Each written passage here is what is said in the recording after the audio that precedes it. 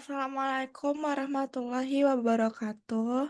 Kami dari kelompok 9 yang beranggotakan Rafzani Zola, Zahra Eka Fitri Arafa, Widat Naurah Nabigo, Fajri Akbar, dan Nadia Vega akan mempresentasikan farmakoterapi terkait hipertensi. Pemilihan obat Pemilihan obat antihipertensi pada kondisi khusus. DM tipe 2 yaitu first line-nya hipertensi pada DM tipe 2 adalah ACI, ARB, CCB, dan tiazid. Alasan ACI dan ARB memberikan nefroproteksi akibat vasodilatasi pada arterial ginjal. Penyakit ginjal kronis bisa diberikan ACI dan ARB. Asma dan PPOK bisa diberikan ACI, ARB, dan CCB. Anak-anak bisa diberikan ACI, ARB, CCB, tiazid diuretik, dan ibu menyusui bisa diberikan ACI, CCB, dan hidrokortiazid. Preeklamsia dan eklamsia. Definisi dan epidemiologinya. Preeklamsia yaitu tekanan darah lebih dari 140/90 mmHg pada lebih dari 2 kali pemeriksaan dengan jarak minimal 4 jam setelah 20 minggu kehamilan atau lebih dari 160/110 mmHg yang dikonfirmasi dalam interval pendek, dan proteinuria atau hipertensi baru dengan timbulnya trombositopenia, gangguan fungsi hati, insufisiensi ginjal baru, edema baru, atau gangguan otak atau penglihatan baru. Berdasarkan Dipiro, eklamsia adalah bentuk klinis yang terburuk dari preeklamsia, ditandai dengan kejang tonik-klonik yang disertai hipertensi dan tidak disebabkan dengan kelainan sistematik lainnya. Selanjutnya, preeklamsia dan eklamsia. Faktor risiko preeklamsia meliputi riwayat preeklamsia sebelumnya, hipertensi kronis, penyakit ginjal kronis, diabetes mellitus, penyakit autoimun. Risiko juga meningkat pada ibu dengan usia kurang dari 20 atau lebih dari 35 tahun. IMT tinggi, paritas rendah, tingkat stres tinggi, pengetahuan dan kepatuhan ANC yang kurang, pola makan tidak sehat, serta paparan asap rokok. Preeklamsia dan eklamsia, tanda dan gejalanya tekanan darah lebih dari 140 per 90 mmHg setelah 20 minggu. Kenaikan berat badan berlebih, gangguan penglihatan atau kabur sensitif cahaya, kemudian sesak napas atau edema paru. Nah, selanjutnya nyeri epigastrium atau kuadran kanan atas, edema wajah dan tangan, kemudian proteinuria lebih dari 300 mg per 24 jam, terus hemoglobin dan hematokrit meningkat.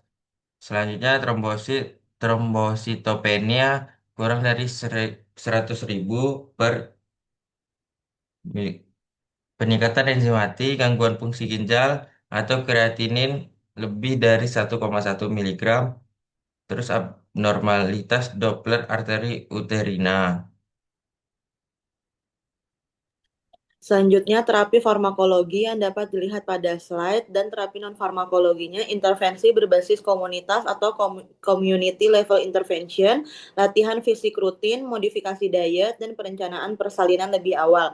Telemonitoring tekanan darah juga dapat digunakan sebagai upaya deteksi dini untuk mencegah faktor risiko preeklamsia meski tidak secara langsung mencegah insiden preeklamsia jika dibandingkan dengan perawatan biasa atau perawatan antenatal. Selanjutnya, hipertensi, urgensi, dan emergensi.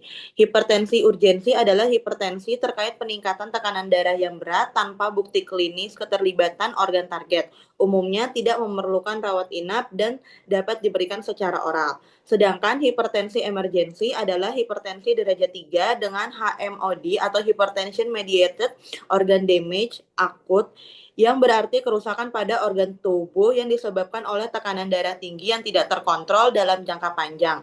Kerusakan ini dapat terjadi pada berbagai organ seperti otak, jantung, ginjal, dan mata yang menyebabkan perubahan struktural atau fungsional pada pembuluh darah dan organ tersebut.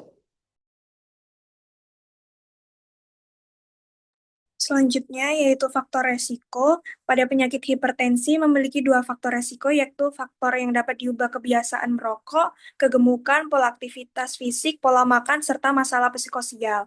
Dan juga faktor yang kedua yaitu yang tidak dapat diubah seperti usia, jenis kelamin, dan keturunan.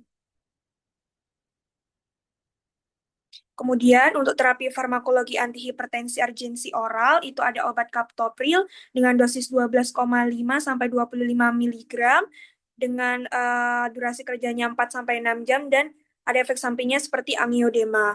Kemudian pada klonidin dia 0,1 sampai 0,2 mg setiap 1 sampai 2 jam dengan efek sampingnya yaitu sedasi, mulut kering dan bradikardia.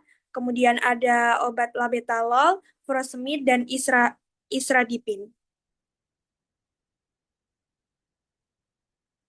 Kemudian pada terapi farmakologi antihipertensi emergency parenteral yaitu ada obat clefidipin, enalaprilat, esmolol, felnodopam, hidralazin, labetalol, nicardipin, nitrogliserin dan juga sodium nitrofurosid.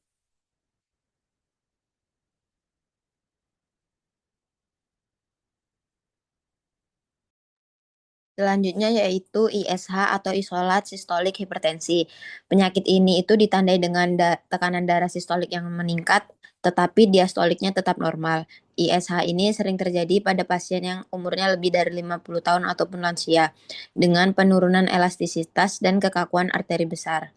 Untuk epidemiologinya itu sering ditemukan di pasien lanjut dengan kekakuan pembuluh darah, dan juga morbiditas dan mortalitas kardiovaskular lebih berkaitan dengan SBP tinggi daripada DBP pada pasien dengan usia 50 tahun, meningkatkan resiko stroke, penyakit arteri, koroner, dan juga gagal jantung. Meskipun bukti terapinya juga kuat, banyak pasien lansia juga yang belum dapat pengobatan atau tidak mencapai target tekanan darah yang sesuai. Untuk terapi farmakologis pada ISH, yang pertama itu dapat menggunakan golongan thiazid, yaitu clortalidon. Efektivitas berdasarkan studinya itu dapat menurunkan stroke 36%, CAD 27%, dan gagal jantung 55%. Nah, ini adalah obat yang paling efektif untuk ISH lansia. Selanjutnya ada CCB yang dihidropiridin. Itu juga dapat digunakan sebagai pengganti thiazid pada lansia dan juga ada efek menurunkan resiko CV. Selanjutnya ada ACE inhibitor, efektivitasnya setara dengan thiazid dan bukan yang paling unggul tetapi aman apabila pasien toleran. Yang selanjutnya ada beta blockers, efeknya juga setara dengan ACE dan CCB tetapi bukan lini pertama pada ISH dan harus berhati-hati pada lansia yang sensitif terhadap inhibisi simpatik. Mungkin cukup sekian presentasi dari kelompok kami. Kurang lebihnya kami mohon maaf. Kami akhiri. Wassalamualaikum warahmatullahi wabarakatuh.